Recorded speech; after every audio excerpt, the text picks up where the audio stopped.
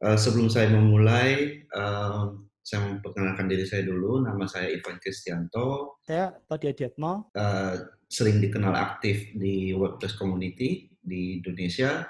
Terus saya sendiri sekarang kesibukannya co-founder Tonjo. Kita agency spesialisnya high performance WordPress website.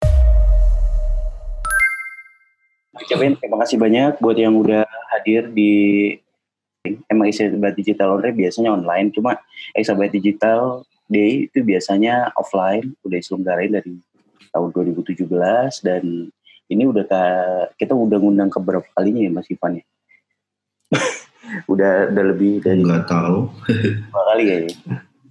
Nah, buat acara hari ini kita bakal ngupas lebih dalam tentang masalah WordPress versi terbaru sama update-update-nya. Nanti bakal ada apa aja, mungkin nanti bisa di-share sama Mas Ivan.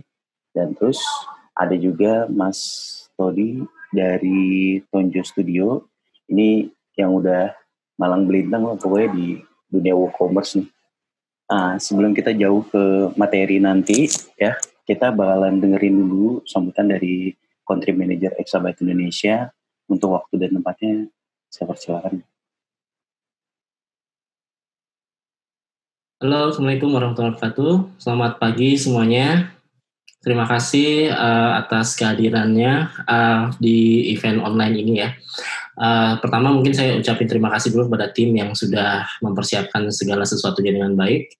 Kemudian kedua tentu saja speaker ya, pembicara yang hari ini bisa membantu kita juga untuk menyukseskan acara ini. Ada Mas Todi dan Mas Ivan. Terima kasih sekali lagi. Dan kemudian mungkin ya saya sekalian perkenalan dikit, nama saya Indra Hartawan, selaku Country Manager dari Exabyte Indonesia. Dengan ini saya juga ingin mengucapkan rasa prihatin saya, mungkin sama kayak teman-teman rekan-rekan semua. Di sini juga ada mungkin dari teman-teman dan rekan-rekan saya sendiri dari Exabyte yang saya udah lama kayaknya udah nggak ketemu mereka juga. Artinya kita benar-benar dalam situasi yang serba terbatasi aktivitasnya ya. Dan saya juga ya tadi saya ingin mengucapkan rasa mungkin prihatin saya terhadap kondisi yang sekarang, terutama di Indonesia. Terakhir saya lihat ada sekitar 4.800 kasus per kemarin ya untuk COVID-19 ini. Tapi yaitu dan banyak juga yang terdampak, terutama untuk UMKM yang merupakan salah satu tulang punggung di perekonomian Indonesia ya. Dan dengan ini juga saya ingin menyampaikan untuk Exabyte Indonesia selaku salah satu ya provider hosting di Indonesia yang kita as a company kita coba untuk berkontribusi lah dengan mengadakan acara-acara yang tadinya kita lakukan secara offline, kita online kan. Karena dari awal memang kita sudah melakukan Exabyte Digital Day ini secara rutin per 2 minggu. Tapi dengan adanya COVID-19 ini kita berusaha tetap menjalankan komitmen kita, hanya saja formatnya diganti dengan online. Begitu juga dengan event-event kita ke depan, event tahunan kita yang tadinya kita lakukan secara offline, kita juga akan shifting ke online atau ke webinar seperti Exabyte. Dulu ada Indonesian Website Award ya, maksudnya dulu Exabyte e-commerce conference, tapi untuk ke depan kita ganti jadi e-commerce fest dan event-event besar lainnya. Mungkin hal itu aja yang dari saya bisa sampaikan. Selanjutnya mungkin saya juga mengucapkan sekali lagi terima kasih atas partisipasi dari rekan-rekan atau teman-teman yang pagi ini sudah berdonasi, yang kita bisa bantu meringankan lah beban dari mereka yang terdampak dari COVID-19 ini. Jangan jangan terpaku pada jumlahnya. Seberapa kecil value-nya itu sangat-sangat berpengaruh. Jadi mungkin value-nya kecil, tapi kalau misalnya banyak yang melakukan donasi seperti ini, saya yakin itu efeknya akan luar biasa sekali. Ya, terima kasih sekali lagi atas kesediaannya, dan silakan dilanjutkan untuk event EDD on air ini. Terima kasih sekali lagi. Assalamualaikum warahmatullahi wabarakatuh. Silakan Mas Agung di take over. Waalaikumsalam. Jadi terima kasih buat Pak Indra buat sambutannya. Jadi benar teman-teman sekalian. Jadi kalau misalnya Exabyte Digital on air ini juga bisa terselenggara karena kalian juga, dan kalian juga bisa berdonasi langsung di exabyte.co.id/events. Itu nanti kalau misalnya kalian berdonasi, nanti kita akan salurkan langsung nanti itu ke kita bisa jadinya, tapi lewat rekeningnya Exabyte kayak gitu ya. Oke, tanpa berlama-lama lagi, ini kita bakal dengerin langsung pemaparan WordPress terbaru dari Mas Ivan Kristianto. Silakan Mas Ivan.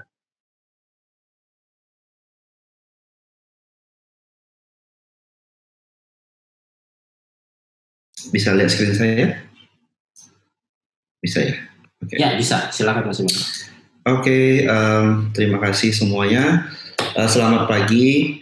Sebelum saya memulai, saya memperkenalkan diri saya dulu. Nama saya Ivan Kristianto. ivankris.com itu Twitter saya. Saya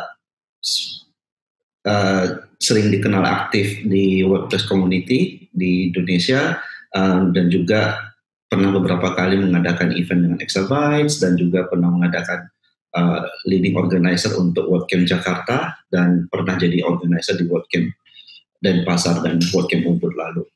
Dan juga WordCamp Asia, meskipun di cancel, tetapi akan diadakan lagi di tahun 2021 di awal tahun. Jadi bagi kalian yang sudah pernah booking tiket WordCamp Asia yang lalu, di WordCamp 2021, WordCamp Asia 2021 nanti kalian akan mendapatkan tiket gratis. Dan juga di momen ini saya mau memberikan apresiasi saya yang setinggi-tingginya bagi kalian yang memiliki keluarga atau kalian sendiri yang bergerak di bidang petugas keamanan, petugas kesehatan, petugas kebersihan. Saya ingin mengapresiasi kalian dalam momen-momen yang sulit seperti ini. Keluarga atau orang-orang di sekitar kita masih mampu menjalankan tugasnya dengan baik. Oke, hari ini saya mau membahas mengenai WordPress 5.4 yang baru saja rilis beberapa hari lalu. Yang langsung di leading rilis lead-nya adalah Matt Mullenweg. Tidak berlama-lama lagi, kita lanjut. Oke. Sedikit mengenai WordPress ya. Saya sudah menggunakan WordPress cukup lama, dimulai dari sekitar berapa ya? Lebih dari 10 tahun lah, saya nggak tahu lagi hitungannya berapa. Dan apa yang membuat saya tertarik dan sampai menggunakan WordPress, karena WordPress terus growing dan juga komunitasnya yang sangat kuat. Ini adalah WAPU WordCamp Asia yang lalu, yang dibuat secara animated GIF yang menurut saya unik. Oke, kita sebagai komunitas web, ya ini web ya, bukan khususnya WordPress. Kita saat ini sebagai komunitas pengguna internet dan website itu sudah mencapai 1,5 miliar, ya 1,5 miliar di seluruh dunia, dan diperkirakan tahun 2025 itu akan mencapai 1,7 miliar. Itu akan ada terus bertumbuh pengguna internet dan website melalui smartphone, dan ini didukung oleh country yang developing country seperti Brazil dan termasuk Indonesia. Apa yang kita ketahui dari sini adalah pengguna website itu terus bertambah, dan 35% dari website-website tersebut itu didukung oleh WordPress yang terus bertumbuh sebesar 0,3% setiap bulannya. Statistik ini berasal dari survei dari 10 juta top ranking di Alexa, dan ternyata 35%-nya adalah menggunakan WordPress. Kalau kita kupas lebih dalam lagi mengenai statistik di tahun 2020, dari 35% website tersebut, ternyata WordPress secara market share-nya di CMS ya, dibandingkan dengan Joomla, Squarespace, Drupal dan segala macam, ternyata WordPress masih digunakan oleh 60,8% di CMS market. Dan pertumbuhannya 500 lebih website tiap hari menggunakan WordPress, dan jika di-compare dengan Shopify ataupun Squarespace, mereka masih jauh di bawah. Dan WordPress plugin itu saat ini sudah 55.000 plus. Itu hanya di WordPress plugin repository, belum termasuk lagi di Code Canyon ataupun di premium WordPress plugin vendor lainnya. Dan ternyata pertumbuhan WooCommerce juga mengiringi pertumbuhan dengan WordPress, yaitu sekarang sudah 22% dari top 1 juta website e-commerce di dunia itu sudah menggunakan WooCommerce. Jadi alasan saya dan kenapa saya masih tetap menggunakan WordPress sampai saat ini adalah karena pertumbuhan WordPress dan growing-nya itu masih terus masih saya melihat 10 tahun ke depan masih baik, dan secara komunitas juga WordPress sangat kuat. Oke, mari kita bahas apa ya sih yang baru dari WordPress 5.4. Meskipun di situasi yang sulit seperti saat ini, ternyata WordPress masih terus berkembang. Summary-nya, saya berikan sedikit summary sebelum kita kupas lebih dalam. Secara Gutenberg, dirilis juga 2 blok yang baru, dan juga lebih simple ya penggunaannya, secara user experience-nya itu lebih mudah, dan developer lebih dimanjakan dengan API baru sehingga bisa melakukan menambahkan fungsionalitas dan menambahkan customisasi terhadap Gutenberg, dan tentunya lebih cepat ya. Dari data statistik 14% lebih cepat loadingnya bagi editor, dan untuk menerima input dari keyboard itu 51% lebih efisien dan lebih cepat. Dan secara core update itu ada privacy change ya. Mungkin ini tidak terlalu berpengaruh terhadap user yang di Indonesia, tetapi user yang di Eropa yang terkena dengan aturan GDPR, di mana jika user meminta datanya atau meminta personal datanya untuk dilihat, WordPress sudah menyediakan fitur itu untuk bisa melakukan ekspor terhadap personal data dan bisa lebih mudah dilihat. Dan yang saya bisa tunjukkan kalau kalian yang nggak pernah melihat privacy ini itu ada di WordPress di tools export personal data. Jadi kalau kalian misalnya masukin username dari user tersebut, dan nanti kalian bisa kirimkan melalui email atau kalian bisa download dan kirimkan, nanti diekstrak dan nanti datanya kelihatan seperti ini. Jadi kita kita sebagai user bisa meminta dan punya hak untuk meminta, hey website owner, saya minta data saya yang kamu simpan apa saja, dan kita bisa melihat apa saja yang pernah kita lakukan di website tersebut secara mudah, dan kita juga bisa request terhadap website owner, tolong delete semua personal data saya yang kamu simpan. Dan ini compliance dengan aturan GDPR yang sudah ditetapkan yang lalu. Jadi kita bisa request dan nanti website owner tinggal one click dan data kita dihapus dari website tersebut.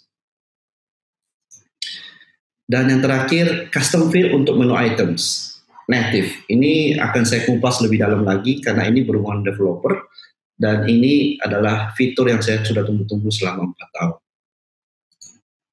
Oke, kita lanjut dengan Gutenberg.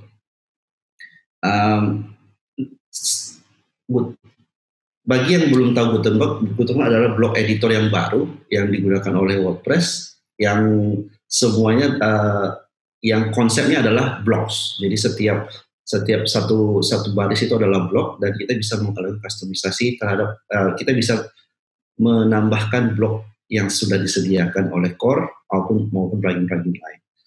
Di WordPress 5.4 ini ada 2 blok yang baru. Yang pertama adalah social icons. Di WordCamp US yang lalu, Matt Mullenweg bercerita kalau blok ini adalah salah satu frequently asking feature. Jadi banyak sekali yang meminta untuk bisa menambahkan social icon dengan mudah, dan sekarang sudah dirilis. ada banyak ya social iconnya. Jadi kalau saya ini saya singkirkan dulu. Oke. Saya bisa dicoba untuk blok social icon itu.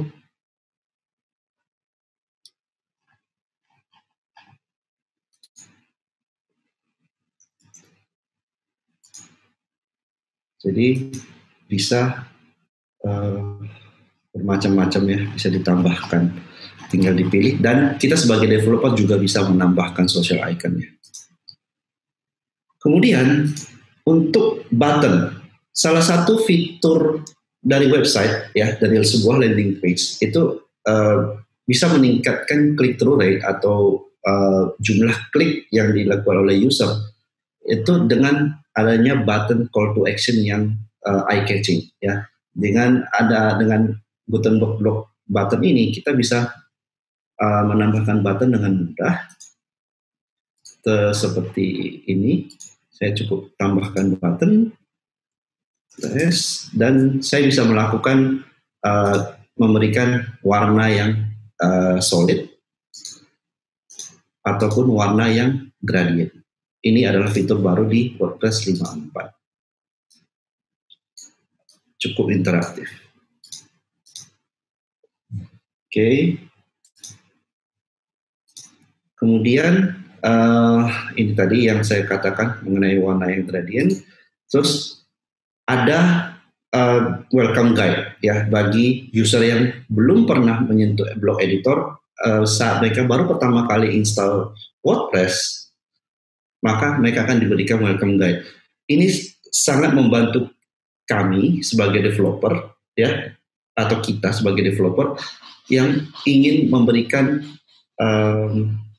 introduction atau memberikan user yang baru yang ternyata belum pernah pakai Gutenberg atau blog editor, sehingga mereka bisa baca dokumentasinya dan tahu kemana harus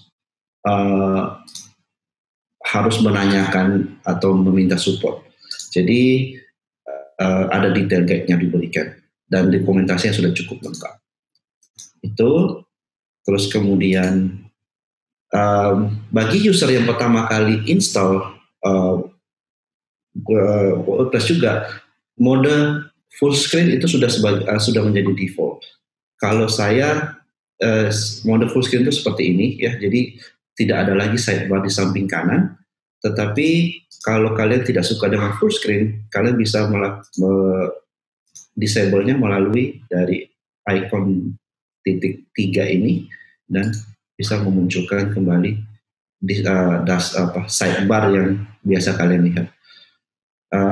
Kalau saya suka dengan full screen karena lebih less distraction bagi saya. Kemudian selanjutnya paragraf ya, blok paragraf sekarang sudah support rich text. Artinya kita bisa memberikan style, bisa memberikan kustomisasi di beberapa bagian dari paragraf tersebut. Sebagai contoh, ini adalah paragraf dan kita bisa bold, terus kita bisa italic, bisa memberikan warna yang berbeda. Custom color, saya mau warna biru. Oke. Dan juga bisa memberikan link.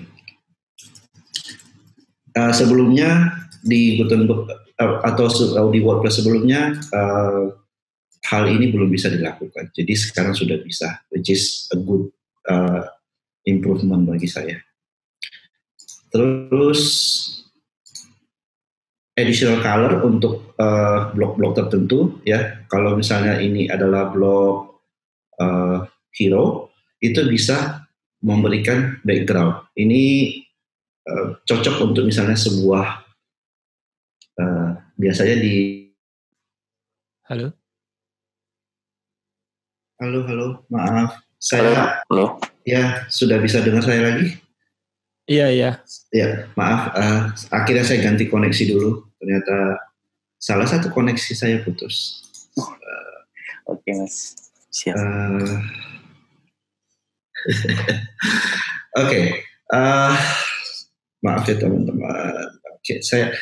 Latest blog ya, tadi saya sampai latest blog. Untuk latest blog itu, tips aja untuk kalian yang suka dengan shortcut atau dengan shortcode, bisa menggunakan slash, terus kemudian bisa type dengan latest, bisa typing aja dan bisa dapat blog yang diinginkan. Latest post blog sekarang sudah bisa memiliki feature image, namun untuk image saya yang ini sudah bisa, tinggal dihidupkan saja feature image, maka semua sudah bisa, sudah memiliki feature image maksud saya. Terus kemudian kita ini sedikit improvement secara UI dan UX. Setiap blog sekarang sudah ada breadcrumb-nya. Jadi ini diperlukan bagi orang yang sudah memiliki nested block yang banyak, jadi tidak kesasar. Oke, itu sedikit mengenai Gutenberg highlights, dan saya mau melanjutkan dengan apa saja yang terbaru dari core. Pertama, shortcodes. Ya, shortcodes tentu kalian sudah banyak menggunakan shortcuts yang kalau kalian developer, untuk menggunakan shortcut itu kalian bisa memanggil dengan command do shortcut. Di WordPress 5.4 apply shortcuts itu adalah alias dari do shortcuts.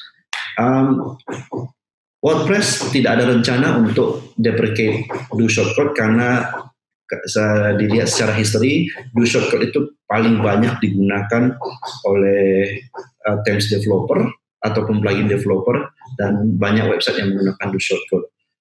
Contohnya di zaman dulu waktu awal-awal Divi yang masih menggunakan shortcut, itu banyak sekali menggunakan nested shortcuts, dan itu tidak akan dideprecate. Tetapi untuk kedepannya kita dianjurkan untuk menggunakan apply shortcuts karena lebih semantik ya, lebih cocok artinya untuk secara semantik. Nah, yang ingin saya bahas lebih dalam sedikit. Ingat nggak kalau kita dulu ingin menambahkan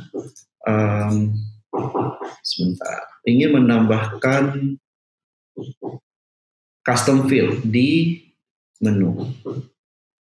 Contohnya test menu, dan saya ingin menambahkan misalnya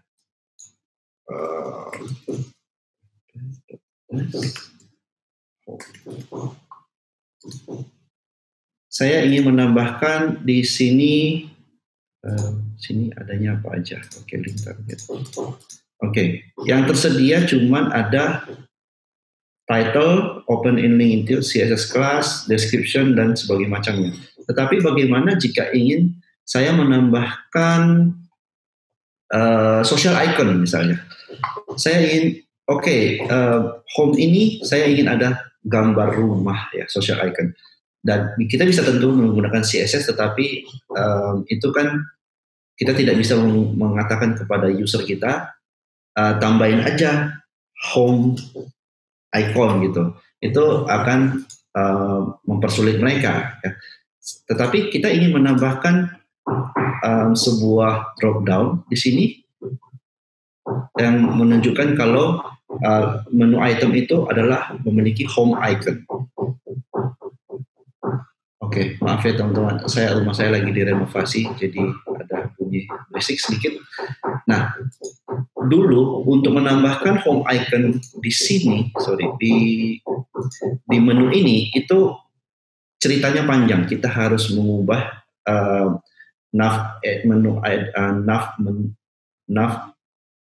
menu worker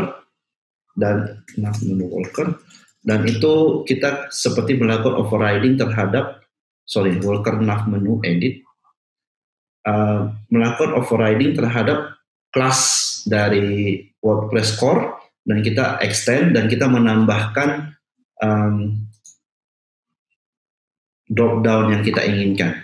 Namun itu sudah di WordPress 5.4 berhasil mereka solve ya, dengan hanya menambahkan action WP Nav menu item custom field, kita bisa melakukan print terhadap drop down kita. Nanti contohnya bisa menjadi menambahkan seperti ini, atau drop down atau HTML apapun yang ingin kita tambahkan. Kalau sebelumnya lambat ya.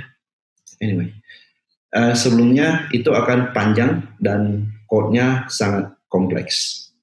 Jadi saya sangat senang dengan update yang satu ini. Oke, dari translation kita memiliki tim polyglot di Indonesia yang dikepalai oleh Devin dan Haris.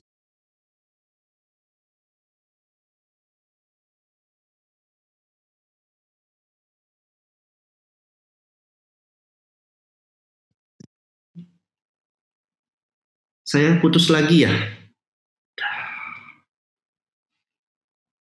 Ya, lanjut aja Mas Ivan, nggak apa-apa langsung. Oke, saya sedikit terganggu dengan internet ini. Anyway, kita memiliki tim polyglot. Saya share dulu. Saya nggak tahu kenapa. Kita memiliki tim polyglot ya yang melakukan penerjemahan WordPress ke bahasa Indonesia, dan tim kita sudah berhasil melakukan penerjemahan terhadap WordPress 5.4 100%. Yay, thanks to them. Thanks kepada mereka semua yang sudah berkontribusi dan dikepalai oleh Devin dan Haris. Dan juga kita sudah rilis WordPress 5.4 yang berbasis bahasa Indonesia. Bisa langsung di-download di id.wordpress.org/download, atau kalian juga bisa melakukan perubahan bahasa melalui general, dan kalian pilih bahasa Indonesia, nanti WordPress yang berbahasa Indonesia translasinya akan di-download otomatis di websitenya. Kita bukan di sini. Anyway, nanti deh. Kayaknya instalasi saya nggak punya itu. Oke, selanjutnya ada embed yang baru, TikTok, di Gutenberg 5.4, di WordPress 5.4 yang mungkin kalian suka juga. Saya suka dengan embedding ini karena merasa WordPress itu follow the trend. Contohnya kalau kalian misalnya suka dengan ingin memberitakan sebuah TikTok yang lucu-lucu, copy link, terus kemudian tinggal menambahkan TikTok. Dan TikToknya sudah bisa kalian embed. Jadi kalian bisa buat post yang the funniest 10 TikTok atau 10 TikTok terlucu misalnya. Kalian bisa buat post dengan embed TikTok sekarang. Lalu yang saya mau bahas, karena saya sebagai seorang developer, saya mau bahas sedikit mengenai local environment yang menggunakan WPNF. Kalau sebelumnya kita menggunakan SAM, MEM, atau local by Flywheel, Docker, VVV, ataupun yang lain-lainnya, dari tim WordPress Core sendiri sudah merilis simple local environment. Ini berguna sekali bagi kalian yang punya tim yang develop plugin ataupun themes, ya, di mana kalian cukup menyertakan file wp-env.json di plugin kalian, dan tim kalian hanya tinggal install dan start, maka kalian sudah punya server di lokal. Requirement-nya membutuhkan Docker dan Node npm, Node ya, Node, dan itu butuh versi di atas 11. Saya berikan contoh. Saya baru download Elementor ya. Saya baru download Elementor dan ternyata nggak kelihatan. Anyway, saya baru download Elementor dan saya membuat file wp-env.json dan saya berikan saya mau core-nya dari latest dan plugin yang diinstal adalah Classic Editor, dan saya berada di dalam plugin Elementor misalnya, dan port yang dijalankan 1000 dan config-nya. Untuk config selanjutnya kalian bisa lihat di link ini sudah saya berikan ya, config apa aja yang bisa ditambahkan, dan cukup dengan wp-env.start maka kalian sudah bisa memiliki local environment yang siap untuk mana sih dia, ini dia, bisa local environment yang sudah bisa langsung digunakan. Jadi untuk setup sebagai tim cukup sertakan filenya, maka siapapun bisa running dengan mudah, sudah ready. Dan untuk stop, saya tinggal env stop, maka server juga sudah di-shutdown. Silakan dicoba. Dan untuk membersihkan database, kita bisa misalnya melakukan, saya ingin fresh start atau fresh install atau fresh yang tidak ada data yang sebelumnya, kalian tinggal wp-env clean all, maka semua database bisa langsung di clear. Di masa depan, Gutenberg itu seperti yang diberikan oleh Matt Mullenweg 2 tahun lalu, ada 4 fase.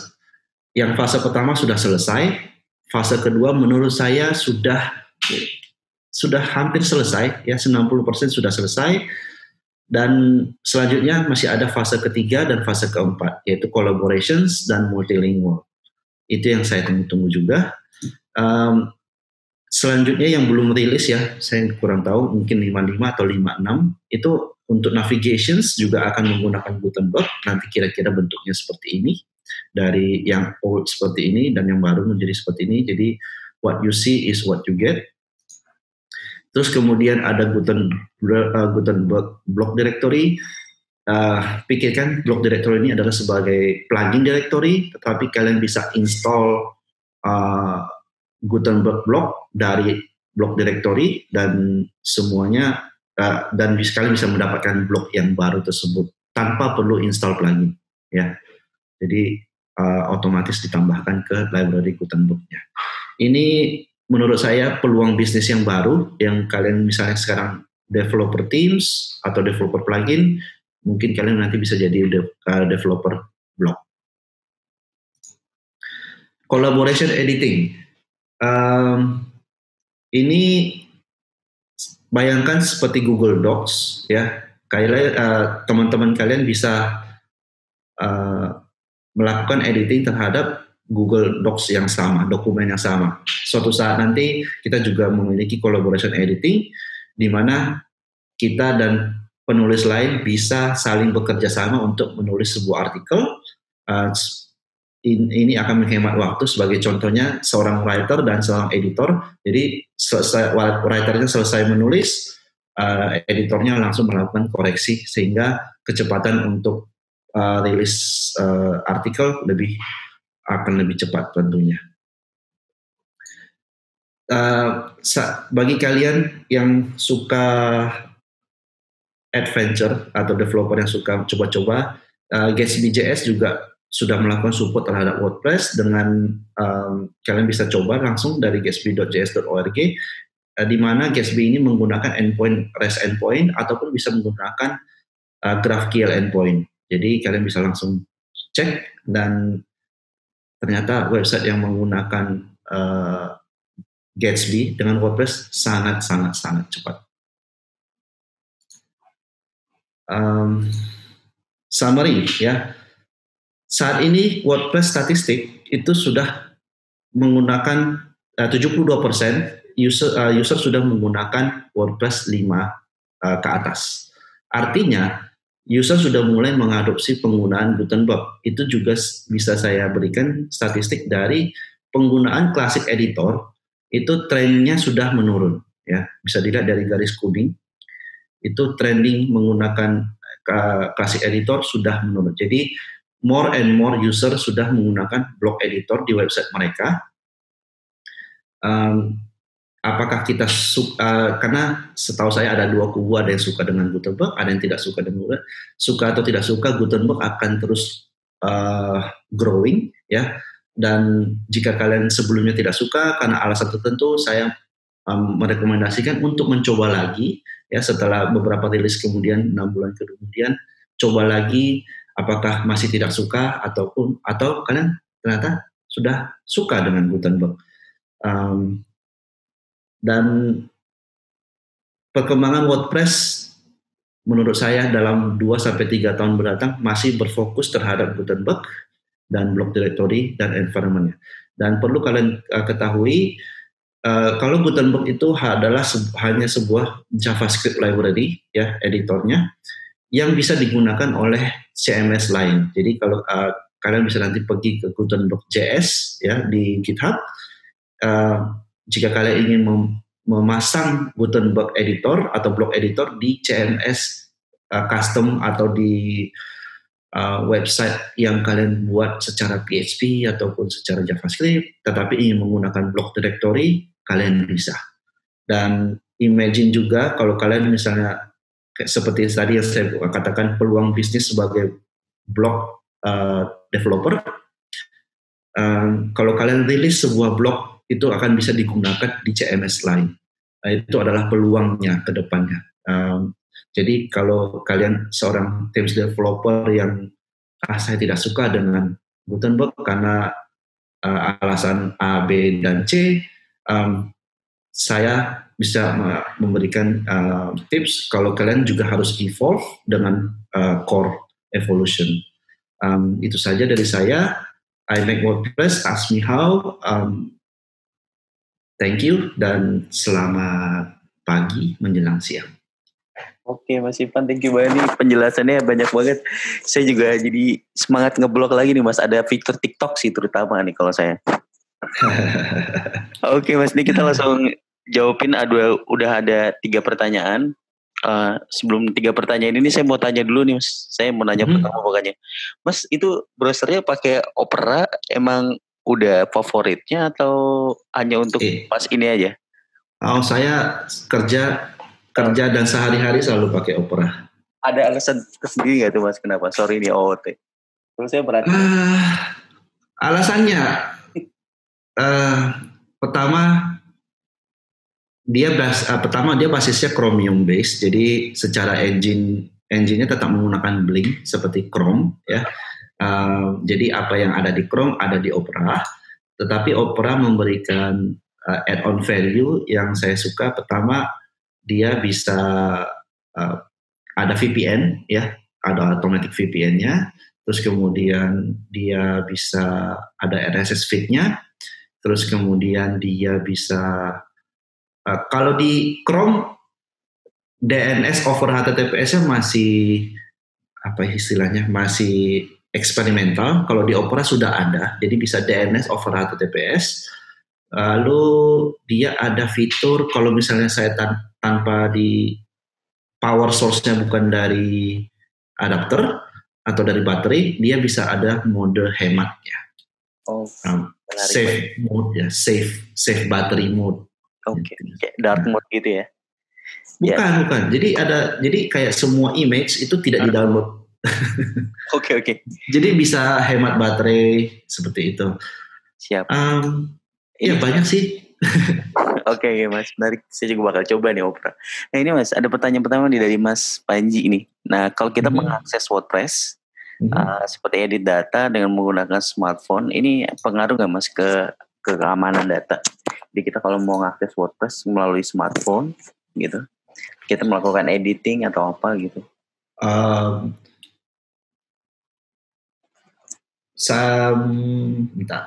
Oke, ada 2 cara yang untuk bisa melakukan editing melalui smartphone. Yang pertama, tentu kalian akses langsung melalui website. Jika websitenya sudah menggunakan HTTPS, saya nggak banyak melihat peluang keamanan yang gimana ya. Jadi as long dia menggunakan HTTPS dan handphonenya juga aman ya, nggak ada keylogger misalnya, untuk mengetahui password, atau bisa menggunakan two factor authentication dan menggunakan login menggunakan Google login ya, sehingga tidak perlu typing password.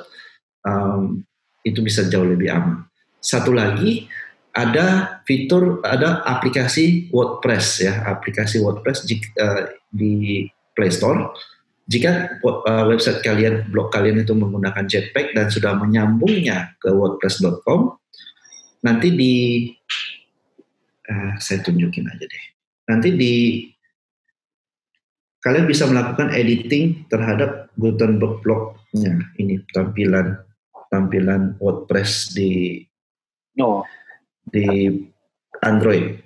Jadi bisa editing, bisa lihat stats, dan Gutenberg blog yang core ya, bukan yang tambahan, itu sudah bisa available di Android app-nya. Jadi bisa dicoba. Berarti syaratnya harus konekin ke Jetpack dulu ya Mas? Ya, harus ada konekin ke Jetpack dulu, ke WordPress.com. Tadi ya Mas Panji, ini selanjutnya ada Mas Anang, dia bertanya nih Mas, menarik ya pertanyaannya. Jadi di Gutenberg Editor itu fitur table nih Mas, tadi kayaknya skip ya? Atau gimana nih? Itu udah mendukung blogging ya Mas, kayak responsifnya? Fitur table sudah. Itu bukan di WordPress 5.4 fitur table. Fitur table itu ada di 5.3 kalau nggak salah. Itu sudah responsif, sudah semantik. Di WordPress 5.4 itu calendar widget sudah dirubah ke semantik dengan table-nya. Jadi bagi kalian yang developer yang menggunakan kalender, itu perlu mengubah kodenya sedikit, tetapi saya kira nggak banyak ya menggunakan widget kalender. Tetapi itu sudah responsif. Oke, sudah terjawab ya berarti.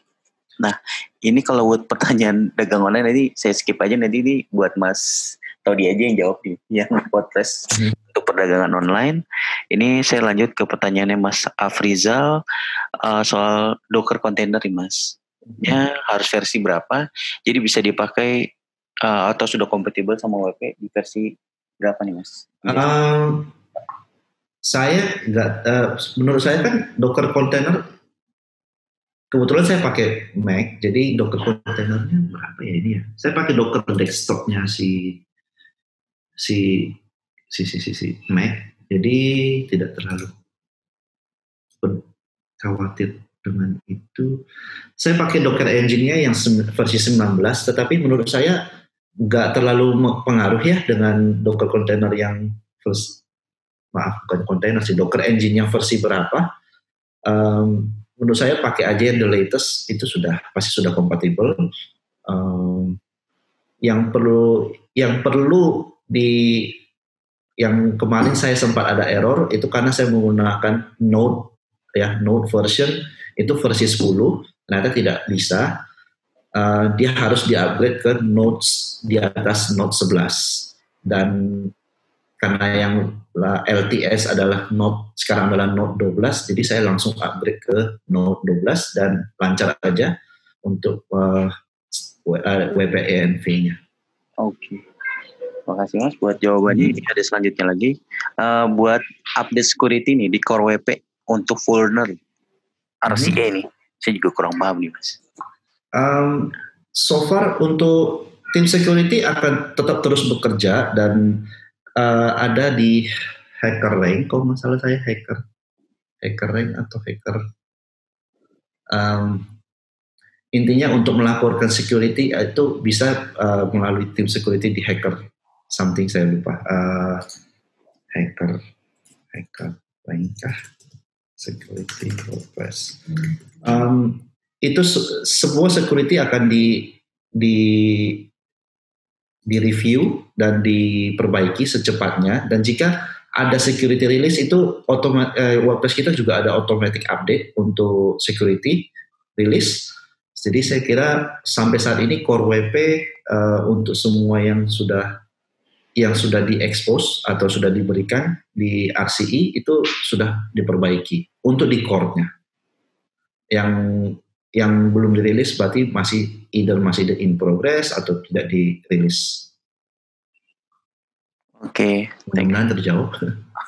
Ini buat selanjutnya, ini ada dari Mas Sabto. Jadi kalau misalnya di WP.NV ini dengan installment WordPress ini bedanya gimana tuh Mas? Kalau misalnya nanti kita mau ke live version misalnya, ini nanti. Oke, saya ngerti. Pertanyaan yang bagus ya. WP.NV ini hanya untuk local environment, tidak ada, jangan digunakan untuk production ya, itu satu. Ini hanya untuk mempermudah, misalnya kita plugin developer, kita mau berikan plugin ini ke tim kita, dan daripada dia harus setup semuanya, kita karena kita sudah memberikan wp.env.json-nya di dalam plugin tersebut, maka tim kita untuk melakukan setup local environment mereka sangat mudah, tinggal start dan sudah setup dan tinggal develop. Ketahui ini adalah untuk plugin, diutamakan untuk plugin dan themes developer, bukan untuk websitenya. Atau misalnya kita membuat sebuah website yang untuk klien kita, misalnya kita tentu ada perubahan konten, ada perubahan setting, segala macam. Itu bisa, tetapi tidak diperuntukkan untuk itu, karena ketahui begitu kita stok container atau kita clean all database, itu semua setting dan semua konten kita hilang. Jadi bukan untuk, tidak didesain untuk web developing atau developing website untuk klien kita. Tapi jika ingin digunakan bisa aja ya, tidak ada masalah. Untuk yang penting SQL database dan kemudian upload foldernya, image-nya tetap diselamatkan dan bisa diekspor untuk ke live website. Tentunya bisa menggunakan yang namanya duplicator. Banyak plugin yang bisa melakukan duplicator kayak all-in-one migrations atau duplicator. Itu bisa kita duplicate apa yang ada di semua setting dan konten yang ada di lokal, tinggal di duplicate ke online. Oke Mas, ini ada pertanyaan selanjutnya tadi, menarik juga buat jawabannya buat WP.NV. Ini selanjutnya ada buat perbedaan antara, ini kayaknya Gutenberg ini ya Mas, buat yang themes developing ya kayaknya, dan Elementor nih. Nah itu perbedaannya apa aja sih Mas? Apa yang bisa lebihnya dari Gutenberg dan Elementor? Karena kemarin sempat ada yang nge-share ya kalau nggak salah di salah satu WordPress posting di Facebook tuh tentang Gutenberg yang buat editor themes. Jadi dia ya, saya bukan pengguna Elementor. Itu tadi sampel aja karena saya lihat plugin Elementor banyak yang menggunakan. Bagaimana jika kalian ingin develop sebuah plugin, itu dengan mudah menambahkan WP.env di plugin manapun sebenarnya. Saya nggak tahu perbedaan antara Gutenberg dan Elementor, tetapi apa ya, maksudnya secara detail saya nggak tahu. Namun setahu saya Elementor sudah mulai membuat compatibility dengan Gutenberg. Jadi ada dua hal compatibility yang saya lihat. Elementor akan melakukan override terhadap tampilan blok editornya Gutenberg sehingga user hanya menggunakan peran Elementor. Di satu sisi lain, Elementor juga sudah mulai membuat blocks untuk Gutenberg. Jadi user juga punya dua pilihan. Jadi user tetap bisa menggunakan Gutenberg, tetapi bisa menggunakan elemen-elemen yang dari Elementor. Hal yang sama juga berlaku untuk Divi. Divi saat ini belum expose elemennya untuk Gutenberg, tetapi dia sudah bisa ada compatibility dengan Gutenberg. Artinya, jika ada Gutenberg dan ada yang install Divi, tidak crash. Jadi Divi bisa override Gutenberg tampilan blok editornya. Ini ada pertanyaan lagi yang lain dari Kang Adang nih juga. Jadi pertanyaan saya juga sih sebenarnya.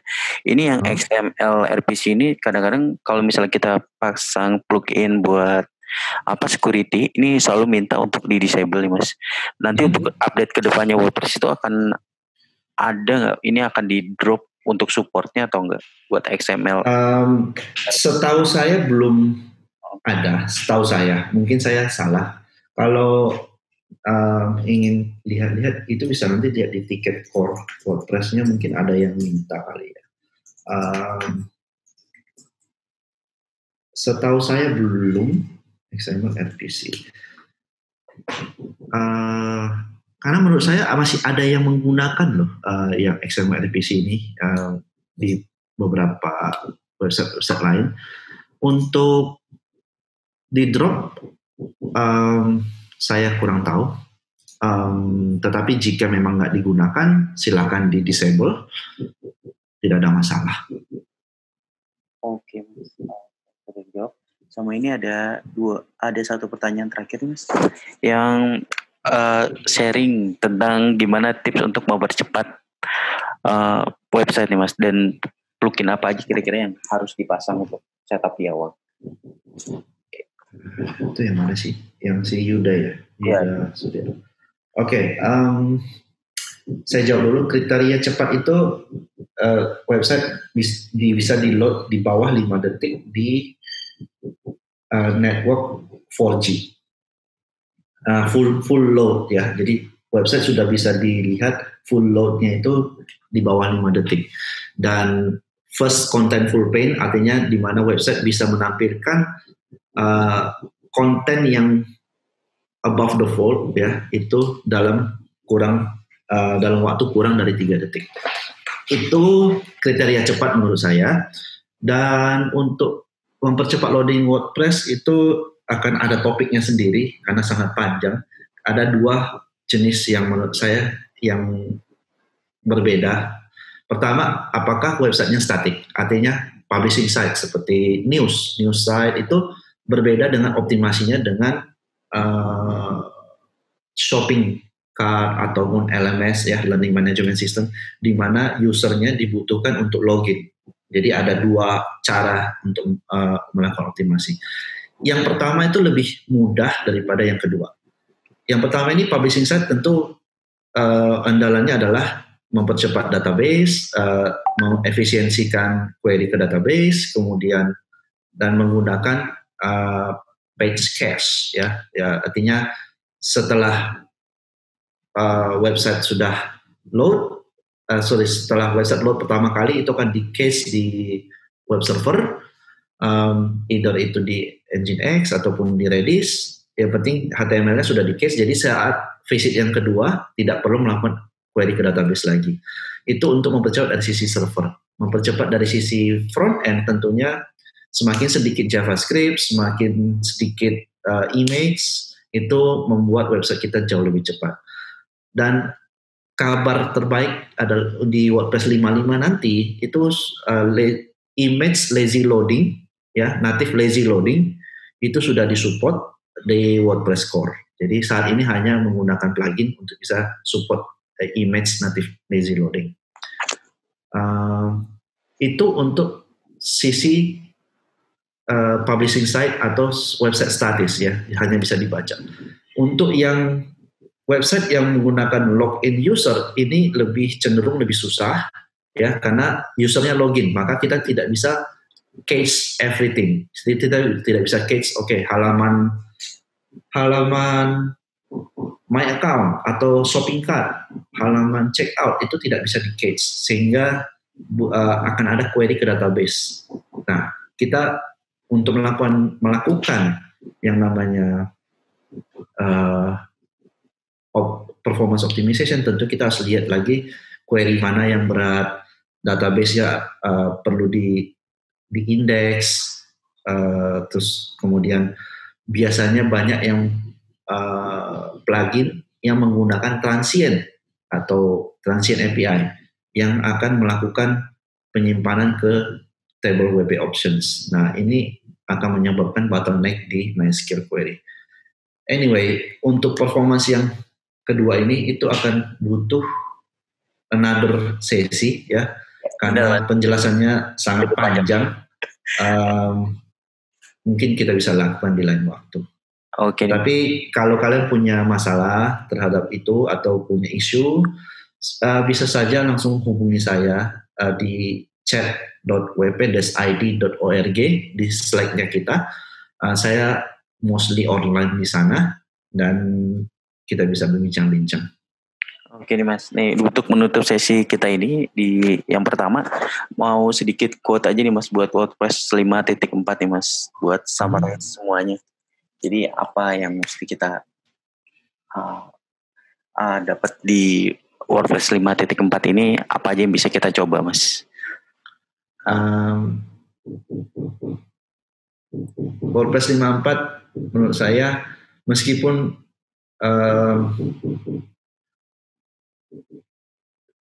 WordPress 5.4 update-nya lebih banyak ke Gutenberg, ya, improvement yang dilakukan terhadap UX, UI membuat Gutenberg jauh lebih cepat, lebih mudah untuk developer, itu lebih diutamakan di WordPress 5.4. Itu sih. Itu ya. Jadi buat menjawab yang tadi ya, ada dua kubu itu, buat yang tadinya masih pakai klasik, buat mulai coba Gutenberg yang udah banyak perbaikan ya Mas. Iya. Oke, jadi thank you banget Mas Ivan udah berbagi di Exabyte Digital On Air buat sesi pertama.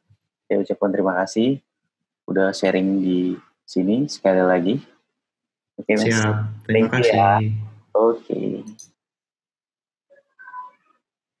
Oke, jangan kemana-mana karena setelah ini kita ada satu lagi pembicara terakhir dari ini fenomenal banget, pokoknya orangnya juga saya senang banget, excited banget dia bisa ada di sini. Mas Todi ini dari Tonjo Studio, jadi dia ini udah 7 tahun lebih ya di WooCommerce. Jadi kalau tadi ada pertanyaan-pertanyaan tentang dagang online, bisnis online, dan di COVID juga, masa COVID seperti sekarang ini perlu banget kita shifting dari yang awalnya jualan offline jadi jualan online. Dan kalau mau tanya-tanya nih bisa langsung nanti setelah penjelasannya dari Mas Todi Adiatmo ini selaku founder dan CEO dari Tonjo Studio ya. Nih dia lulusan S2 dari AUSI UNSW nih. Kalau maaf kalau saya salah baca. Jadi ini dia menyediakan banyak sekali plugin berbayar ya. Jadi itu juga tapi bisa dicoba dulu trial kalau nggak salah 7 hari ya. Dia juga salah satu yang make buat ongkir plugin Opus kirimnya. Nah, tanpa berlama-lama lagi, jadi saya waktu dan tempatnya saya persilakan untuk Mas Todi. Mas Todinya ada nggak nih? Iya, halo Mas Indra. Oke, ya. Mas Todi silakan ya. Oke, ya terima kasih Mas Indra. Assalamualaikum warahmatullahi wabarakatuh. Selamat siang semua, udah siang. Ini saya share screen aja ya. Bentar. Gimana sih?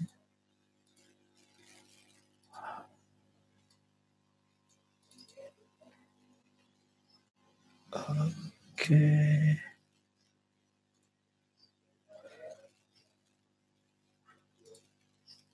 Ya, oke.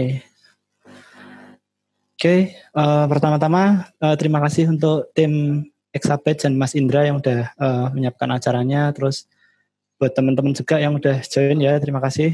Pertama-tama mengucapkan prihatin juga buat COVID karena merubah segalanya ya. Buat teman-teman jangan lupa stay at home supaya COVID-nya lebih cepat selesai, kembali normal. Kita juga perlu bersyukur sebagai orang-orang digital, kita bisa stay at home, bisa work from home, nggak semua orang bisa. Oke, kita mulai aja dengan perkenalan. Oke, nama saya Todi Adiatmo. Setelah saya juga mengurus WordPress Meetup yang di Jogja. Jadi kalau Mas Ivan yang Jakarta di Jogja, cuman ya karena kesibukan kurang aktif sepertinya. Terus kalau experience, sebenarnya dulu S1, S2 lebih sering belajar Java, tapi akhirnya rezekinya di PHP dan WordPress, jadi sejak 2010 menggunakan WordPress. Terus saya sendiri sekarang kesibukannya co-founder Tonjo, kita agency, spesialisnya high performance WordPress website. Jadi kalau ada website WordPress yang butuh performa tinggi itu kita spesialisasinya di situ. Untuk WooCommerce sendiri sebetulnya portofolio kita nggak terlalu banyak. Jadi mungkin 1 tahun itu cuma 1 atau 2 project aja. Kalau yang levelnya corporate gitu mungkin baru Polygon sepeda itu. Kok yang UKM udah ada beberapa. Sekalian menjawab tadi ya, apakah handal untuk e-commerce? Sangat handal, nanti lebih jelasnya di slide-slide selanjutnya. Terus yang lain juga di Tonjo kita punya sub-brand namanya Tonjo Studio, lebih ke pembuatan plugin-plugin WooCommerce kayak plugin resi, plugin konfirmasi. Jadi karena WooCommerce ini perlu ditweak sedikit supaya sesuai dengan bisnis proses di Indonesia. Oke, mungkin yang pertama perkenalan WooCommerce dulu ya. Nah, kalau WordPress mungkin udah pada tahu kalau WordPress pasti banyak yang pakai. WooCommerce ada yang udah tahu, ada yang belum.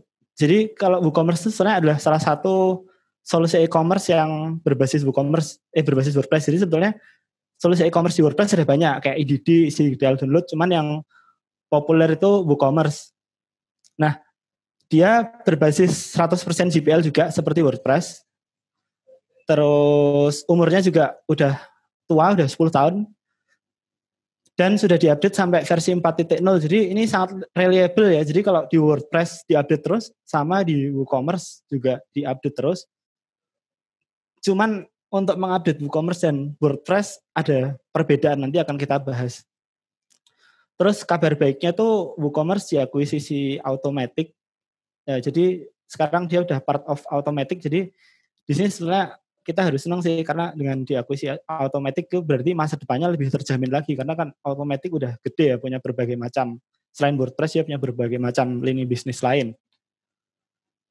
Terus kalau selain yang versi yang bisa kita download, sama seperti WordPress ada versi .org, .com juga ada. Nah, cuman untuk versi .com-nya, kalau yang WooCommerce tuh kemarin saya nyoba harus bayar, jadi $300 setahun atau 5 juta. Itu kalau untuk orang Indonesia mahal banget ya, 5 juta setahun. Nah, di sini saya nanti akan membahas WooCommerce tentang fitur yang baru dari sudut pandang orang Indonesia ya, karena kan untuk pengembangan sebuah e-commerce itu kan juga tidak dilihat dari aspek teknis, tapi dari aspek sosial. Maksudnya bagaimana sih WooCommerce itu digunakan di suatu negara atau suatu daerah seperti itu. Nah, terus WooCommerce sendiri kalau penggunaannya lebih banyak, kalau saya lihat dari pengalaman ya, lebih banyak ke UKM. Kalau brand besar, kayak misalnya brand besar tuh Adidas tuh pakai Magento, dan Rodaling itu parentnya si Polygon juga pakai Magento. Sebetulnya lebih karena ke brand aja sih, karena kalau Magento kan orang udah tahu nih apa e-commerce. Kalau WooCommerce tuh nggak semua orang tahu kalau ini tuh platform yang reliable kayak gitu. Terus kompetitornya juga selain yang self-hosted kayak Magento, ada juga platform lain kayak Shopify dan lain-lain, atau di Indonesia ada misalnya Yuk Bisnis. Nah, sebetulnya punya keunggulan dan kekurangan sih.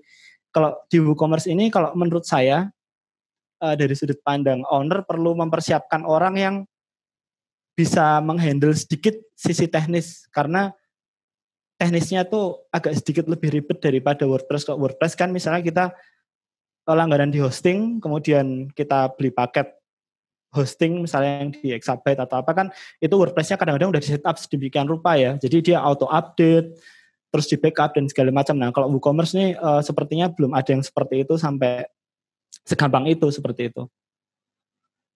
Oke, itu sedikit tentang WooCommerce. Nah, ini sedikit tampilannya kalau pengen tahu WooCommerce yang di WordPress.com. Jadi tampilannya berbeda sekali dengan. Saya paling punya kalau setting ongkir sama payment gateway. Ini dua menarik sih. Saya nggak promosiin apapun. Ya, halo, Mas tadi udah balik. Mas tadi udah balik nih. Oke, guys, kita lanjutin ya. Laptopnya, bentar. Oke ya. Halo, dengar suaranya ya? Wah, gila, udah banyak banget nih Mas Ajay sama Kang Adang. Nanti ya pertanyaannya saya tampung dulu nih, nanti bakal di ini lagi di sama Mas Todi ya. Oke. Bentar, aku share dulu ya. Ya, siap. Agak kagul nih pakai Zoom, jarang banget. Oke, share. Oke, udah kelihatan? Udah kelihatan Mas. Lanjut ya.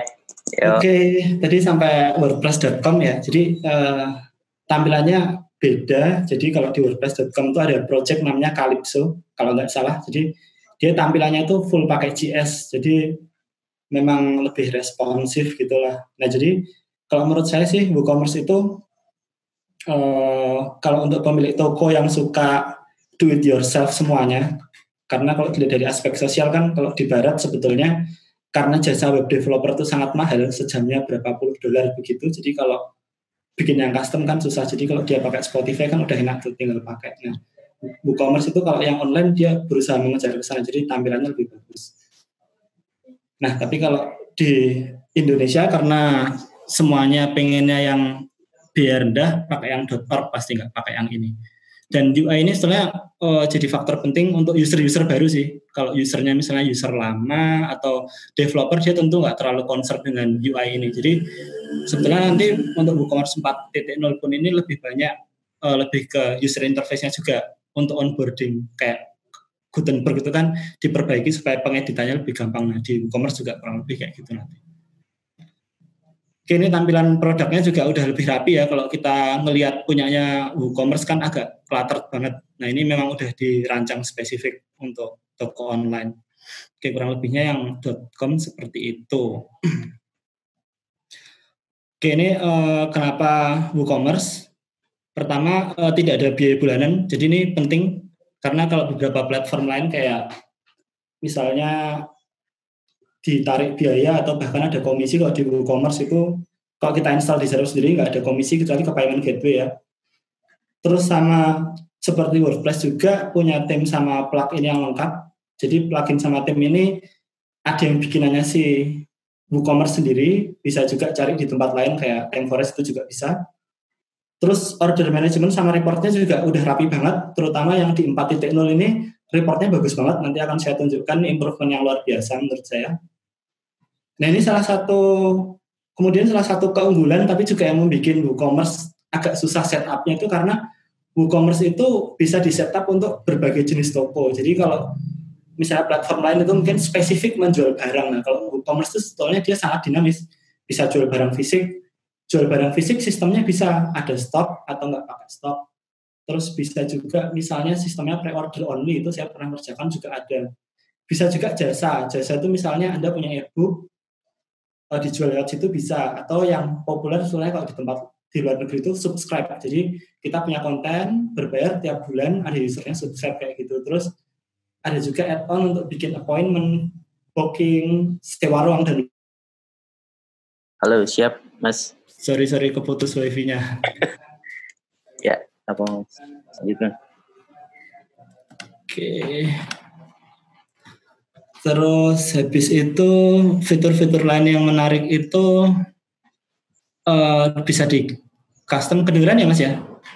Mas Indra. Ya, kedengeran Pak. Lanjut. Oke, terus yang menarik lainnya itu proses bisnisnya bisa di custom. Jadi kalau kita ikut platform yang lain kan proses bisnisnya udah fix. Nah, ini sebetulnya yang paling menarik itu sebenarnya kan setiap toko itu kan sebuah entitas bisnis yang nggak mungkin toko satu sama toko lainnya sama. Nah, kalau di WooCommerce itu punya hook-hook seperti WordPress sehingga dia bisa di custom lah. Salah satu contohnya di WordPress 3 berapa itu dia sekarang punya custom table stock. Jadi kita bisa bikin plugin misalnya stok WordPress itu akan dikonekkan menggunakan API ke ERP seperti itu. Jadi bisa di custom seperti itu yang nggak mungkin dilakukan kalau kita pakai platform berbayar lain. Terus salah satu keunggulan juga kalau dari sisi developer sih relatif mudah dikembangkan ya, jumlah tabelnya sedikit. Terakhir saya lihat 20-an, kalau kita pakai yang lain itu tabelnya aja bisa sampai 100. Jadi itu buat developer udah pusing pasti. Scalabilitas juga menurut saya oke, tadi udah disinggung Mas Ivan. Jadi ya ada treatmentnya lah supaya bisa menampung banyak pengunjung. Tapi intinya nggak masalah lah. Di WooCommerce kita juga pernah handle yang sampai ratusan pengunjung per menit gitu juga bisa. Oke, itu kenapa WooCommerce. Jadi basic aja aku jelasin karena mungkin nggak semua ngerti WooCommerce ya. Oke, sekarang spesifik ke 4.0. Nah, update-nya ada beberapa. Yang pertama tuh halaman onboarding. Jadi yang belum tahu onboarding itu adalah halaman ketika kita pertama kali install sesuatu. Jadi setup screen-nya gitu lah. Nah ini diperbarui banget sama WooCommerce supaya kalau ada pelanggan baru yang dia itu tidak gigs atau misalnya dia pemilik toko nih install WooCommerce, nah dia bisa akan menginstal dengan step-step yang lebih mudah. Itu dari sisi user. Terus yang paling keren sekali menurut saya integrasi tools analitik. Jadi sebetulnya kalau di wordpress.org sudah ada namanya plugin WooCommerce Admin, tapi sekarang dimasukkan ke course WooCommerce-nya dan sudah diintegrasikan dengan tools. Yang nomor 3 ini nanti juga berhubungan sih, namanya Action Scheduler. Ini untuk mengimport untuk melakukan proses secara banyak gitu.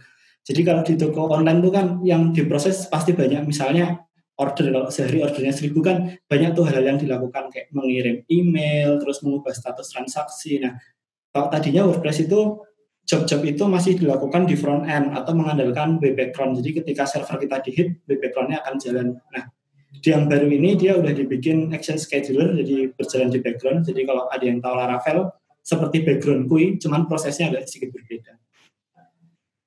Terus yang keren lagi itu panel notifikasi. Jadi kayak sudah ada panel notifikasi yang integrated. Jadi nanti kalau misalnya admin toko itu tahu harus ngapain. Oh, ada order yang harus dipenuhi nih. Nah, itu sekarang udah ada kayak notifnya, nanti saya tunjukin.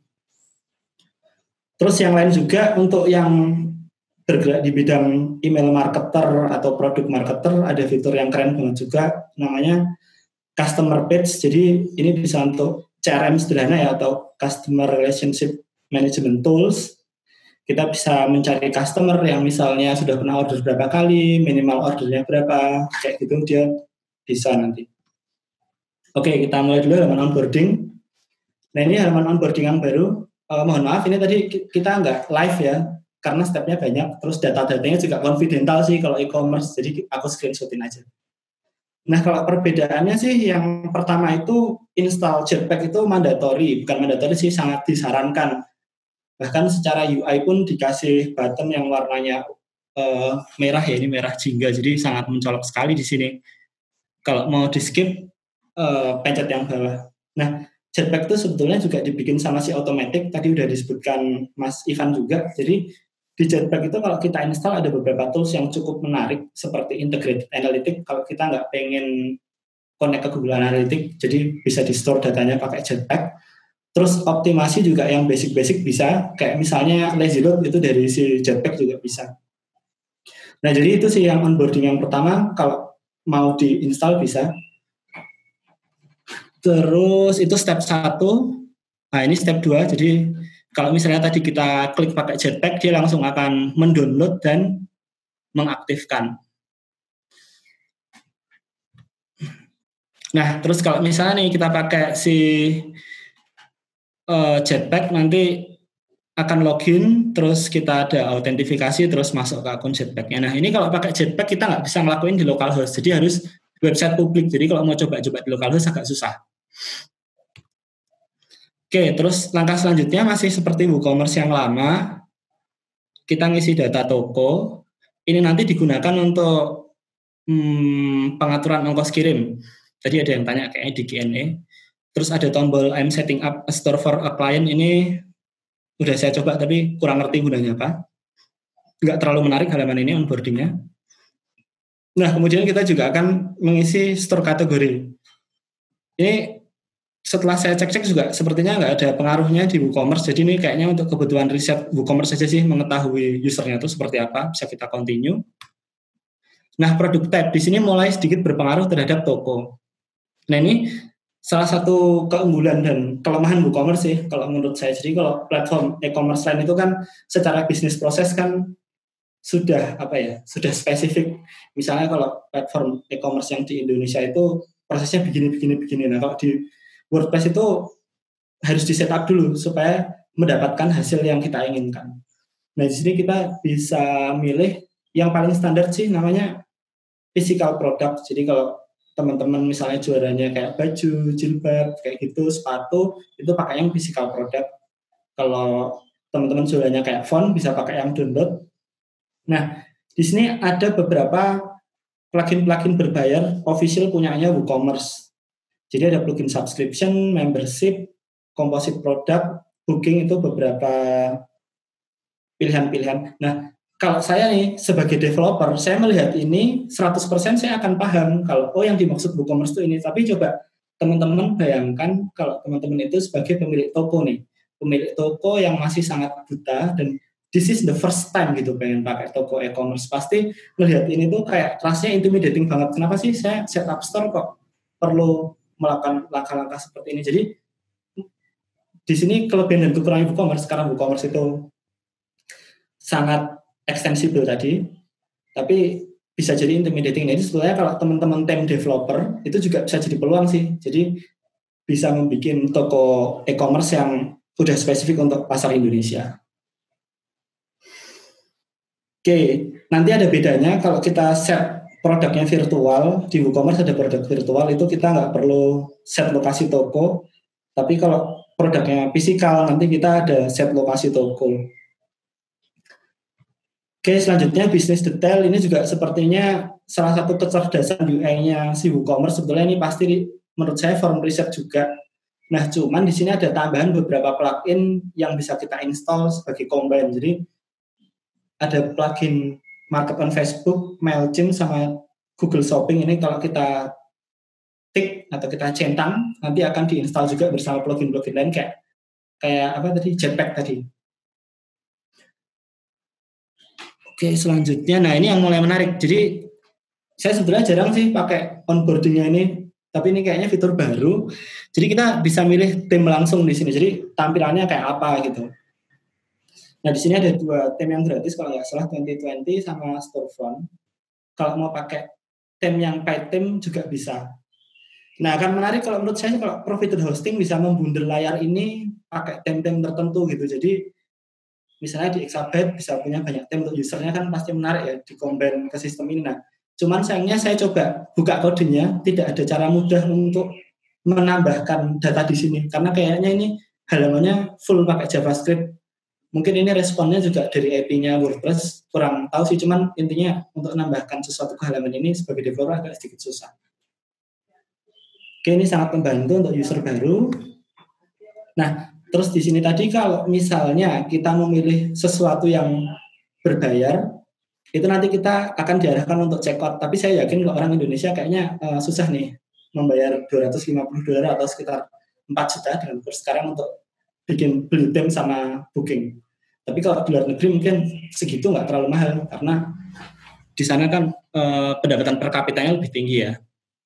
Oke, jadi itu langkah-langkah checkout yang pertama. Jadi ini tuh layar ini muncul kalau kita mengaktifkan WooCommerce. Nah, setelah kita mengaktifkan milih-milih tadi, kita akan dilempar nanti ke layar dashboard yang kedua. Jadi ini akan muncul di, kalau teman-teman udah pernah pakai WooCommerce, itu kan ada menu WooCommerce dashboard, nah muncul di situ. Nah itu kita akan ditampilkan dashboard lagi. Nah setelah dashboard ini isinya, kalau kita sudah mengkonfigur plugin analitik, itu isinya adalah data analitik yang sudah rekap gitu. Tapi kalau belum, isinya juga step-step untuk men-setup toko. Nah, perbedaannya dengan WooCommerce yang lama, ini kita bisa ngelihat di atas ini ada bar. Nah, ini juga fitur baru nih. Jadi ada notifikasi inbox, order, dan lain-lain ini yang tadi saya sebutkan. Nah, ini juga salah satu kepintaran strategi WooCommerce. Jadi kalau misalnya teman-teman tadi milih paid theme tapi belum dibayar, nanti akan muncul nih tulisan purchase and install extension. Pokoknya engaging-nya canggih banget lah si WooCommerce ini. Oke, terus habis itu kita coba satu-satu. Nah, kalau dari sudut pandang user, kalau punya toko online kan pasti pengen tuh nge-add produknya dengan mudah. Nah, di sini juga di layar onboarding-nya itu add product, kemudian kita punya 3 opsi nih. Kita bisa add manually product, kita klik, itu nanti akan masuk ke layar add product WooCommerce yang biasa, nanti saya tunjukkan layarnya. Nah, kalau untuk personal use pasti sering nih pakai yang add manually. Nah, tapi kalau misalnya kita mengkonversi sebuah bisnis yang tadinya offline jadi online, itu produknya kan biasanya ratusan, itu biasanya nggak mungkin sih pakai add manual satu-satu. Pasti nanti kita pakai fitur import yang pakai CSV itu. Nah, terus kalau diklik yang migrate itu nanti akan lari ke situs WooCommerce ada jasa penyedia migrate, kurang lebih kayak gitu sih. Nah ini menurut saya perlu peningkatan sih fitur ad produknya, karena kalau kita ngelihat, nah sebenarnya kalau di ad produk masih ke yang lama. Nah ini juga salah satu challenge menurut saya untuk di WooCommerce untuk user-user yang first time user, karena di WooCommerce ini kurang straightforward ya. Contohnya saya tadi memilih produk download. Nah ketika saya milih produk download, ternyata di sini produk datanya itu defaultnya tetap simple product. Nah sebetulnya kan alangkah baiknya kalau misalnya kita tadi milihnya download, di sini jadi download juga. Nah, terus tampilannya juga seperti ini, inventory, stok, dan lain-lain. Nah, ini sebetulnya salah satu yang perlu diperbaiki juga sih. Jadi, di WooCommerce itu sebetulnya kalau kita jualan produk, ada stoknya, itu bisa kita atur. Nanti di inventory kita klik, terus kita klik manage stock. Nah, cuman itu tadi, di WooCommerce tuh langkah-langkah yang dibutuhkan cukup banyak gitu loh. Nah, ini masih salah satu PR yang nanti mungkin suatu saat perlu diupdate sih. Tapi kalau saya sebagai developer sih nggak masalah dengan itu. Tapi kalau dilihat dari sudut pandang user, ini masih perlu improvement lagi. Terus salah satu tab personalize your store, ini masih standar banget. Untuk first time user juga ini ditujukan. Jadi kita ada, ini ada fitur baru, set store notice yang nomor 3. Lainnya sih cuman upload logo doang. Nah ini sebenarnya kalau menurut saya, kalau untuk user baru bagusnya diarahkan ke halaman customize theme sih, karena kalau di halaman customize theme kan sebetulnya fitur-fitur opsinya lebih banyak yang bisa diedit di sana. Kalau di sini kan cuma 3 item, tapi oke lah, ini sudah cukup bagus. Nah itu tadi ada yang bertanya ongkir, jadi kalau pakai yang defaultnya WooCommerce itu ongkirnya sebetulnya untuk kali ini di 4.0 itu di set flat rate. Jadi di set flat rate ke sesama Indonesia kita bisa set ini per item atau apa. Flat rate ya, jadi semua item sama, misalnya rate-nya berapa, keluar negeri berapa. Nah, sebetulnya kalau mau di WooCommerce itu ada fitur yang namanya shipping zone. Nah, shipping zone itu kita bisa ngatur provinsi apa, tarifnya berapa kalau kita mau isi manual. Itu bisa juga use case kayak gitu. Contohnya kalau pengusaha furnitur itu dia nggak mungkin kan ngirim pakai JNE. Masa mau ngirim kasur atau misalnya almari gede banget pakai JNE kan susah. Nah biasanya dia pakai flat rate. Misalnya dari Jawa Tengah ke Jawa Tengah rate-nya berapa, dia biasanya flat. Nah itu cocok banget sebenarnya, nggak perlu plugin lain. Nah tapi kalau kalian mau yang otomatis itu bisa pakai plugin buatan Tonjo, namanya plugin ongkos kirim, bisa. Atau solusi lain plugin ongkos kirim juga ada Raja Ongkir dan lainnya, ada banyak sih sebetulnya. Ya nanti silahkan di-compare sendiri aja lah.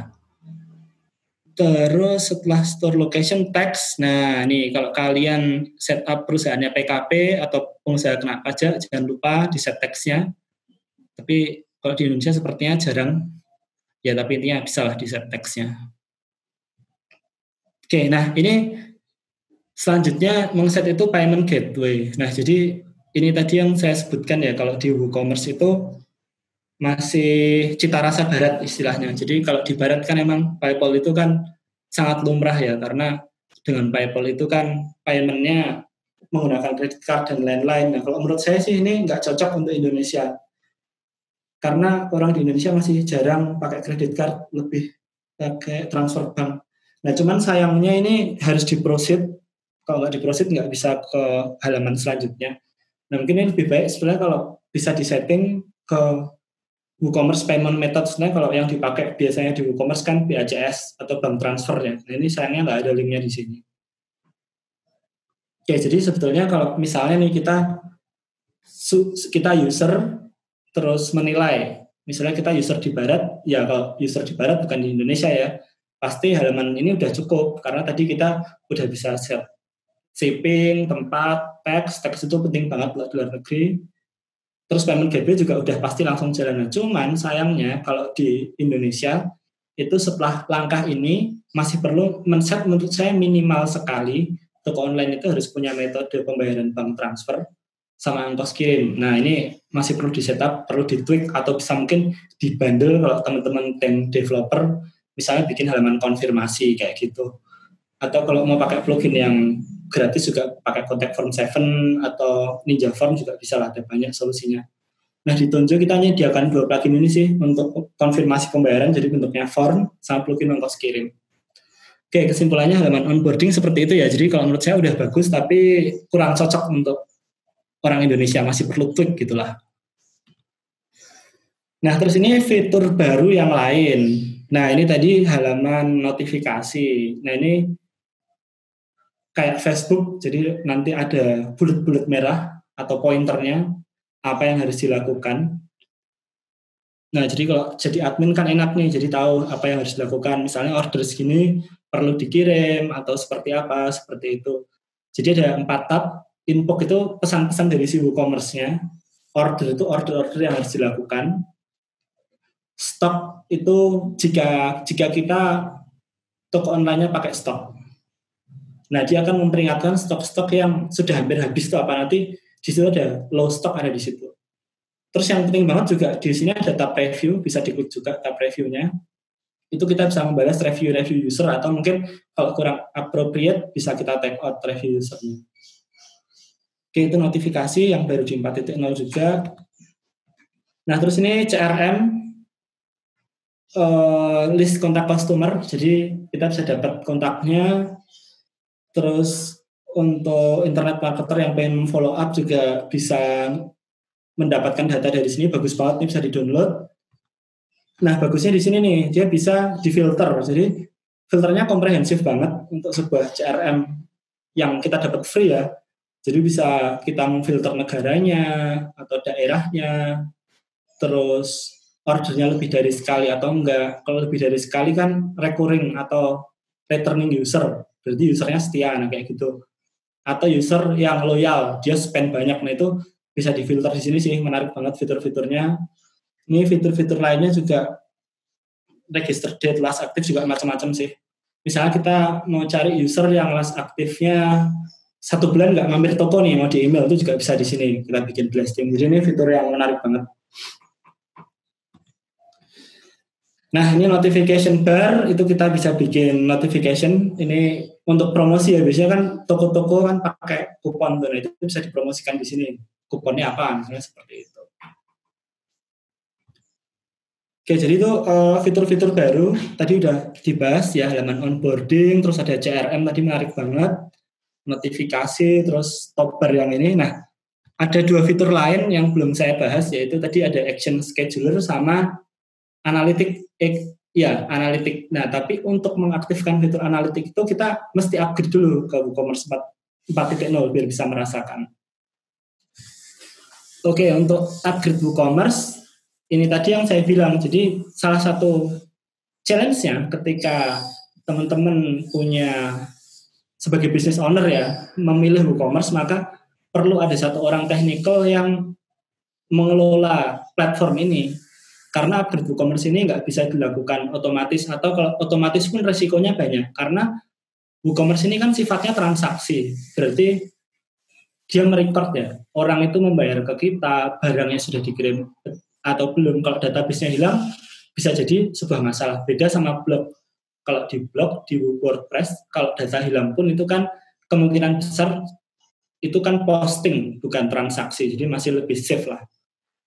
Nah, jadi ada beberapa step-step yang harus dilakukan dan tidak gampang kalau bukan sebagai pemilik toko. Pertama, kita membackup MySQL dan WooCommerce-nya sendiri. Ini bisa pakai command SSH atau MySQL. Atau kalau teman-teman punya backup plugin bisa dilakukan juga sih. Cuman nggak kita cover di sini ya, karena ini kita lebih membahas ke fiturnya. Nah, terus untuk WooCommerce itu pastikan segala sesuatu itu kita lakukan di development dulu atau di lokal. Jadi jangan melakukan ini langsung di production, sangat berbahaya. Jadi pastikan di lokal atau di staging dulu. Jadi kalau teman-teman yang belum tahu, kalau lokal itu berarti di PC kita, di laptop, kita kerjakan sesuatu itu lokal. Kalau staging itu adalah server yang online, datanya sama dengan production, versi PHP-nya sama, tapi dia bukan production, jadi untuk testing lah. Nah, terus pertama kita perlu mengupdate WordPress sesuai requirement WooCommerce. WordPress minimalnya 5.3, terus baru kita bisa mengupgrade WooCommerce itu sendiri. Terus proses yang krusial itu setiap update WooCommerce biasanya ada migrasi data. Jadi kalau di WooCommerce yang 4.0 itu ada beberapa tabel baru sih untuk si action scheduler itu tadi. Terus juga perlu update plugin-plugin lain supaya kompatibel. Nah, terus bedanya dengan WordPress, kalau di WooCommerce kita update, apalagi 4.0 ini besar ya, major. Jadi major itu dari 3.0 ke 4.0 itu major release. Kalau minor release itu misalnya 3.1 ke 3.2 itu minor, 3 ke 4 ini major. Jadi kita perlu tes semuanya nih. Misalnya yang paling simpel di halaman produk setelah update itu jalan nggak halaman produknya, karena beberapa tim itu saya temui nggak standar, jadi setelah diupdate dia nggak jalan, misalnya kayak gitu. Terus add to chart jalan nggak, kadang-kadang mungkin JS-nya tabrakan atau gimana, payment page-nya jalan nggak, dan lain-lain. Nah, terus juga dari sisi admin perlu dicoba apakah bisa approve order dan lain-lain seperti itu. Nah, ini saya update-nya yang WooCommerce saya lakukan lewat halaman admin, nanti akan muncul seperti ini, jadi udah diperingatkan ya, jadi sebelum update pokoknya full backup lah seperti yang saya bahas tadi. Nah, terus kalau kita pakai plugin-plugin yang official, di sini ada tulisan compatibility-nya. Nah, ini misalnya tested up to WooCommerce version, jadi kalau ini 355 kita update 4 ya nggak tahu jalan nggak kayak gitu. Jadi ini perlu dites. Oke, tuh. Nah, terus saya juga untuk update saya lakukan, tapi itu tadi karena datanya confidential nggak bisa saya share. Nah, saya melakukan di localhost, terus update plugin seperti tadi. Nah, terus kalau update WooCommerce, saya prefer menggunakan WP CLI, menggunakan WP WC update. Kenapa? Karena lebih aman. Karena kalau di CLI itu kalau ada error atau apa kita bisa langsung tahu. Nah, terus ini yang penting juga itu action scheduler, ini sangat diperlukan di WooCommerce 4.0 karena tools analitik yang akan kita gunakan tadi, pemrosesan datanya itu ribuan, banyak banget, dan itu 100% bergantung sama tools ini. Nah, kalau misalnya nih, tools ini tidak diinstal di command line atau dijalankan pakai cron, ya bisa jalan si action scheduler. Cuman dia akan lebih optimal kalau dijalankan pakai cronnya Linux. Jadi dikasih tambahan komen di Linux bintang WP Action Scheduler run. Kayak gitu. Nah, ini tadi kalau udah dilakukan, kita ke fitur setup analitik. Nah, jadi salah satu fitur yang baru tadi kan analitik ya. Nah, analitik nanti saya tunjukkan kayak apa, tapi ini perlu disetting dulu. Ini default-defaultnya nggak terlalu penting. Nah, nanti yang paling penting itu di sini. Jadi sebelum kita menggunakan analitik, kita harus mengimport data nih. Nah, karena situs e-commerce-nya Sitonjo Studio itu udah 5 tahun, nah saya harus mengimport 33.000 customer dan 19.000 order. Nah, ini banyak banget kan, hampir 50.000 data. Bayangkan kalau ini nggak dilakukan secara background kan pasti kacau. Nah, ini saya coba untuk import itu menggunakan VM yang dedicated. Jadi saya hostingnya pakai virtual machine ya, bukan di web hosting, karena kalau WooCommerce kan cukup berat. Itu ini pakai dedicated core aja perlu waktu 3 jam untuk memproses 50.000. Saya juga sempat coba action scheduler-nya nggak saya pakaiin WP CLI, itu 10 menit berjalan dikit banget. Jadi memang pakai action scheduler ini sangat mempercepat. Nah, buat teman-teman yang nggak developer mungkin penasaran action scheduler kayak apa sih kalau di run gitu. Nah, ini ada screenshot-nya. Nah, jadi ini kalau kita jalankan CLI ada prosesnya nih. Jadi dia akan menjalankan setiap kali jalan itu 100 order, dan 100 order itu dijalankan selama 3 menit. Nah, kayak gini kira-kira. Jadi nanti dia ada proses barnya juga. Nah, jadi ini bagus banget WordPress 4.0 aku coba untuk action scheduler sama analytics seamless banget. Aku jalanin import langsung jalan, nggak ada kendala. Oke, ini tadi teknikal banget. Terus setelah kita berepot-repot tuh apa sih hasilnya analitik? Nah, pasti penasaran kan? Nah, coba kita lihat. Oke, jadi analitik ini sendiri nanti ada menu baru dan berbagai fiturnya, revenue, order, produk, dan lain-lain. Nah, ini tampilannya. Nah, jadi tampilan analitik ini mirip banget tampilan Google Analytics kalau teman-teman pernah pakai. Jadi ini tadi tab pertama itu adalah revenue. Jadi revenue itu bisa kita compare. Misalnya revenue bulan ini. Jadi month to date itu bulan ini, nanti ada gross sales-nya berapa, yang return berapa, kuponnya berapa. Nah, di sini kita bisa melakukan analisis nih, misalnya, oh kok refund-nya bulan ini banyak ya, kenapa ya kok ada refund, nah, kayak gitu. Atau, oh penggunaan kuponnya banyak. tapi ternyata masih kalah sama bulan kemarin. Mungkin campaign kita nggak optimal kayak gitu. Terus bisa juga net sales itu bersih itu jadi total orang yang bayar gross dikurangi kupon ya. Jadi bisa aja kita salesnya banyak banget, ternyata keuntungan kita sedikit. Kenapa? Karena orang-orang ternyata menggunakan kupon. Jadi analitik ini sangat canggih sekali. Terus tax juga bisa kelihatan, shipping kita habis berapa juga kelihatan. Jadi ini toolsnya sangat canggih, terus bisa kita atur-atur jangka waktunya. Nah ini kalau dibandingkan sama WooCommerce yang lama, jauh banget ya. Ini layar report WooCommerce yang lama tuh kayak aduh reportnya gini doang gitu. Nah kalau WooCommerce yang baru ini super canggih. Jadi itu tadi kontras sekali perbedaannya report lama sama report baru. Nah terus ini fitur report ini yang asli itu tetap ada. Jadi nggak dihilangkan karena di Tonjo sendiri kita bikin custom tab sih, namanya laporan bulanan. Nah ini kalau kita nge-hook ke situ tetap muncul, jangan khawatir. Oke, itu tadi revenue, terus order kita juga bisa melihat jumlah ordernya berapa, average item per order berapa. Jadi ini analisis yang bagus ya. Jadi kan belum tentu ordernya banyak, pendapatan kita lebih tinggi. Bisa jadi ordernya banyak, packingnya sering, ternyata pendapatannya turun. Kenapa? Ternyata yang laku produk-produk yang murah kayak gitu. Bisa jadi analitik ini udah sangat canggih sih menurut saya. Jadi analitik kayak itu bisa dilakukan juga.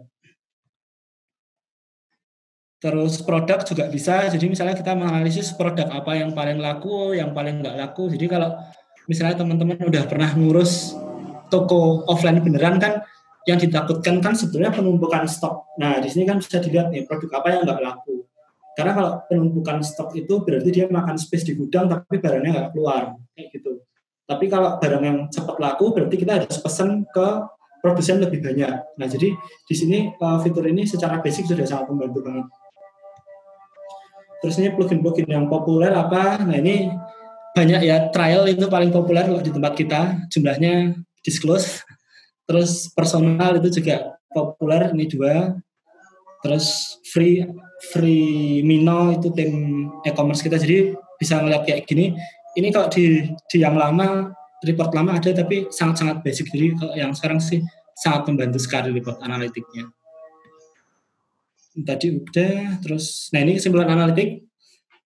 Kalau menurut saya sangat membantu, fitur yang sangat canggih. Nah tapi kembali lagi, fitur ini perlu langkah ekstra untuk melakukan konversi. Jadi tadi saya tunjukin harus pakai WP CLI dulu, yang mungkin kalau kita pakai platform yang berbayar udah diurusin sama sysadminnya sana. Cuman kalau di WooCommerce karena kita istilahnya self hosted ya kita harus sendiri. Jadi ini perlu skill ekstra di situ.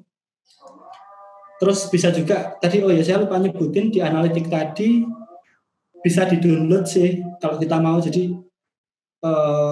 order apa yang paling laku semuanya ada tab downloadnya. Jadi sangat-sangat membantu sekali. Oke, itu aja untuk WooCommerce 4.0. Banyak update yang sangat keren, betul-betul major kalau menurut saya. Oke, sekian dari saya sih. Terima kasih Mas Indra waktunya. Oke Mas Todi, terima kasih banget nih buat pemaparannya buat WooCommerce 4.0 yang baru.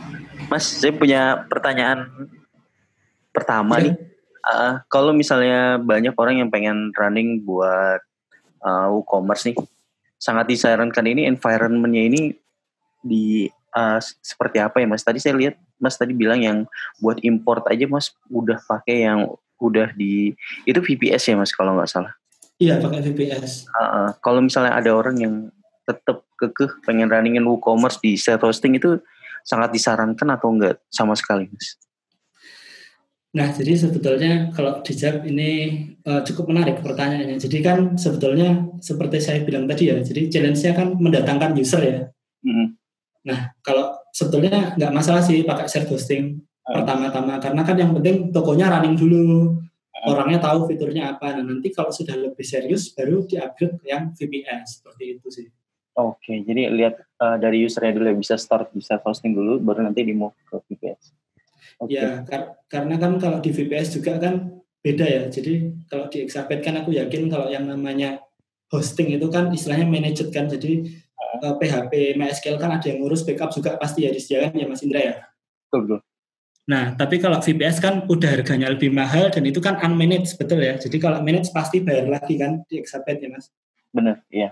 Nah, untuk managed itu biasanya sebulan masih keluar lagi 300 atau berapa. Jadi memang kalau investasinya yang VPS itu sangat mahal. Nah, tapi kita berpikirnya juga terbalik. Jadi misalnya, apalagi sekarang ini bisnis-bisnis kan harus online ya karena ada COVID ini. Dan kalau di traffic website saya bahkan untuk pengecekan ongkir itu malah trafficnya naik Mas. Jadi tadinya berapa jadi berapa itu cukup signifikan karena orang kan nggak bisa keluar rumah. Dan nanti insya Allah kalau misalnya udah berakhir COVID ini kan jadi new normal nih, orang pesan di website online gitu, nggak offline lagi. Nah, jadi kan harus investasi ya. Jadi mahal sih memang kalau pakai VPS.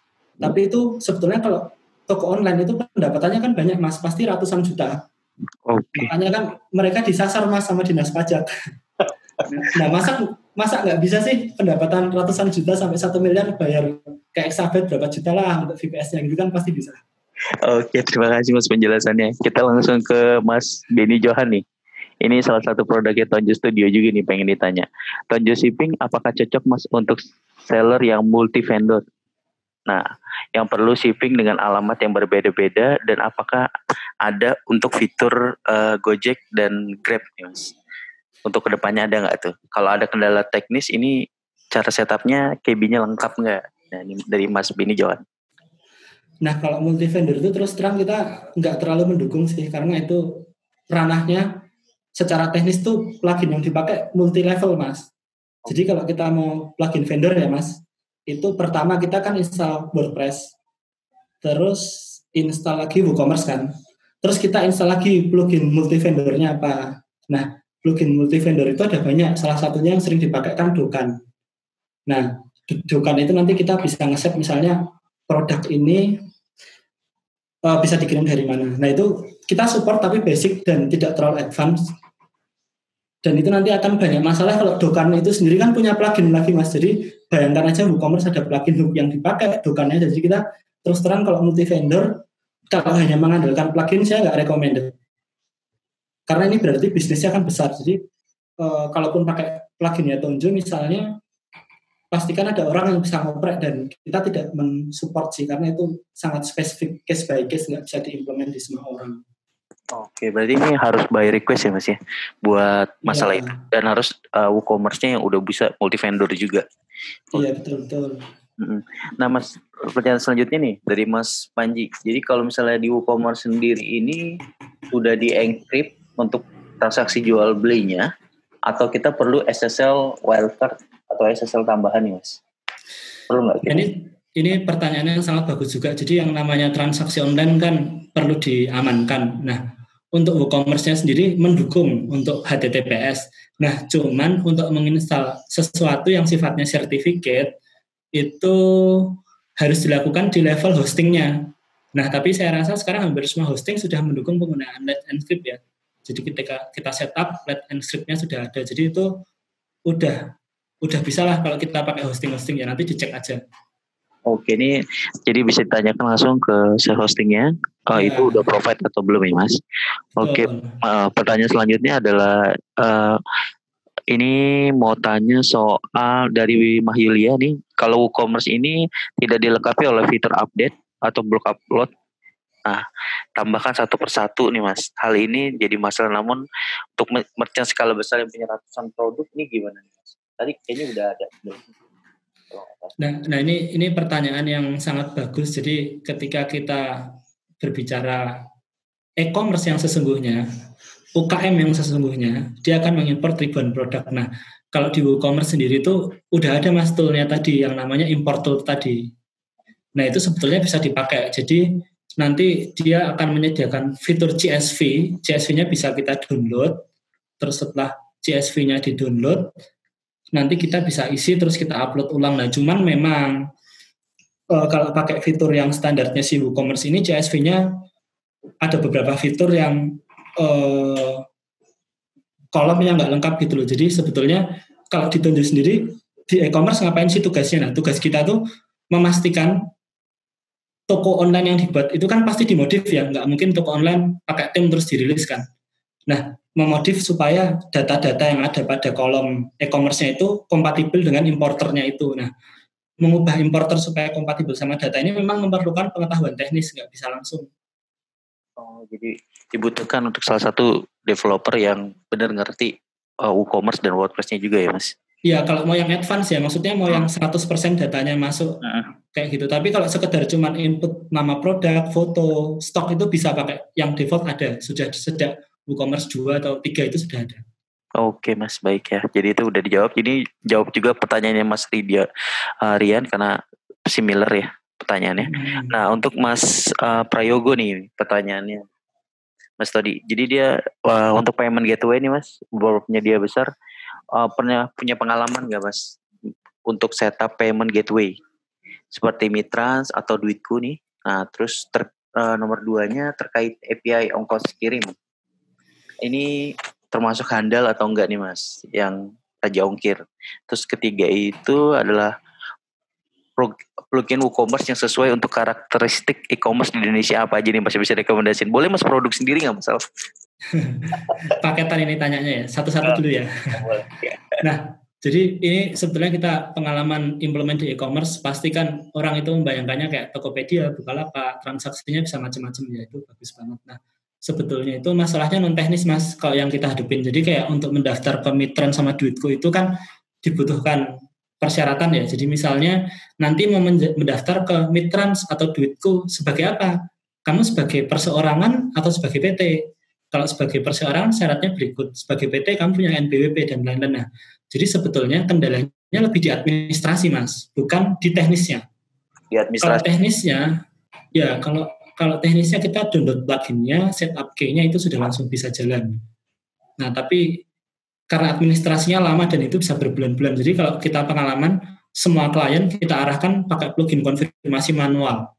Oke, konfirmasi manual ya. Ini lebih disarankan ya, karena ada proses administrasi di Mitrans dan Duitku-nya yang bisa panjang ya Mas. Terus yang kedua nih, terkait ongkos kirim. Oke, API ongkos kirim Raja Ongkir termasuk handal. Jadi kalau kita akui, kalau Raja Ongkir itu memang urusan API-nya lebih handal dari kita, karena dia lebih rajin update-nya. Nah, jadi di pluginnya Tonjo sendiri pun bisa ada pilihan, mau pakai API-nya Tonjo atau API-nya ongkos kirim. Kalau pakai API ongkos kirim harus beli license lagi license-nya Raja Ongkir. Nah, kalau mau lebih handal lagi, bisa Mas. Jadi misalnya, kalau ini kan sebetulnya data ongkir itu kita dapatnya scraping ya, jadi unofficial gitu. Nah, kalau mau dapat yang official, kita juga pernah integrate yang resmi dari JNE atau POS itu bisa, tapi kita prosesnya rumit Mas, kita harus bikin perjanjian kerja sama JNE, POS, terus nanti tanda tangan dokumen, bla bla bla, baru dikirimin API-nya. Nah, itu bisa juga, kalau mau super handal seperti itu. Intinya administrasi lagi ya Mas ya? Administrasi lagi, betul. Oke, ini kalau misalnya rekomendasi plugin WooCommerce Mas, yang siap sama karakteristik e-commerce Indonesia Mas. Yeah. Kalau dari pengalaman saya ya, jadi cocok itu, metrik saya simpel sih. Cocok itu saya lihat tokonya buka, bisa memproses ratusan transaksi dalam sehari yang udah kita lakukan. Itu tim apa aja nggak masalah. Terus tinggal install plugin ongkos kirim, pakai apa aja, pakai punya kita juga bisa. Dan plugin konfirmasi manual, itu udah cukup sih. Oke, itu dua yang paling disarankan ya Mas. Satu tim. Udah cukup itu. Sama dua yang tadi, ongkos kirim sama konfirmasi ya. Oke, ini ada pertanyaan lagi dari Anonymous nih. Jadi WooCommerce ini apakah bisa menambahkan knockout JavaScript untuk menambah fungsi di front end Mas? Bisa nggak tuh kira-kira? Kalau WooCommerce-nya sendiri kan ada hook ya, the header. Jadi bisa ini programmatic banget. Nanti tinggal add filter, add header, terus enquest script aja knockout.js. Cuman untuk detailnya mau melakukan apa saya kurang tahu sih. Tapi bisa. Oh, tapi ini mungkin memungkinkan ya Mas untuk melakukan hal tersebut ya. Ini terlalu otomatis. Nah, untuk yang dari Mas Anang nih, WooCommerce di WordPress.com ini apa bisa menambahkan add-on Mas atau customisasi seperti yang di .org punya? Kalau setahu saya, kalau nggak salah ya, kalau plugin WooCommerce itu kalau di WordPress.org itu masuknya tetap ranahnya plugin, tapi nanti ada tagnya e-commerce atau WooCommerce. Nah, tapi di WooCommerce yang baru ini, dia punya layar plugin sendiri untuk plugin-plugin yang official di woocommerce.com. Okay. Nah, kalau mau submit ke woocommerce.com itu bisa, ada caranya sendiri, tapi saya juga belum pernah. Tapi intinya itu sudah dua hal yang berbeda. Oke, Mas Dodo Alim berbeda ya. Selanjutnya ada dari Saiful Muiz nih, Mas. Nah, untuk SEO-nya sendiri di WooCommerce dan WordPress ini sama nggak, Mas, ini atau berbeda nih? Untuk ini nomor berapa sih? Oh, Saiful Muiz ya. Untuk SEO-nya itu sama. Jadi pada dasarnya kan kita bisa pakai Yoast atau plugin lain, menambahkan post meta description. Nah, cuman perbedaannya kalau di SEO kan di SEO WooCommerce atau e-commerce kan perlu ditambahin lagi nih, misalnya bintang-bintang. Nah, review tuh misalnya kan kalau yang bintangnya 5 lebih disukai Google. Terus misalnya untuk produk itu dibikinkan skema khusus juga. Nah, itu ada step-step tambahan yang perlu dilakukan karena skema org-nya beda. Tapi pada dasarnya tetap bisa menggunakan plugin, jadi jangan khawatir. Oke, berarti bisa dan harus yang sudah support dengan skema org-nya tadi ya, Mas. Menarik. Yeah. Nah, ini untuk pembayaran. Oh, ini buat dari Mas Muhammad Andika Putra ini jadi untuk pembayaran via kartu seperti kartu kredit nih. Apakah sudah bisa, Mas, ini? Untuk pembayaran kartu kredit itu bisa, itu tergantung merchant-nya sih. Kalau mau paling gampang pakai PayPal. Karena PayPal itu kan kita login ke websitenya terus langsung bisa dipakai. Tapi kalau mau yang payment gateway-nya Indonesia, ya itu tadi kembali ke administrasi, bisa pakai Doku atau Midtrans atau IP-mu macam-macam bisa, nggak masalah. Nah, yang terakhir nih, Mas, apakah di WooCommerce ini di billing automation-nya yang digunakan contohnya ada billing automation ya? Billing automation itu kayaknya yang maksudnya mungkin ini kayak tiap bulan melakukan penagihan, ya itu namanya kalau di WooCommerce subscribe sih. Itu ada tadi kita lihat pluginnya $200 ya, itu ya bisa-bisa aja. Nah cuman gini, nah ketika kita bikin sesuatu yang menggunakan subscribe itu nanti akan ada 2 komponen. Komponen pertama itu pluginnya sendiri, apakah support subscribe. Kemudian plugin itu nanti akan punya payment gateway sendiri. Nah ini nih yang kadang-kadang nggak cocok. Misalnya udah beli plugin A, ternyata payment gateway-nya untuk subscribe cuma PayPal. Nah ini yang perlu di-tweak manual lagi sih, perlu developer di sini. Oke, Mas, ini udah.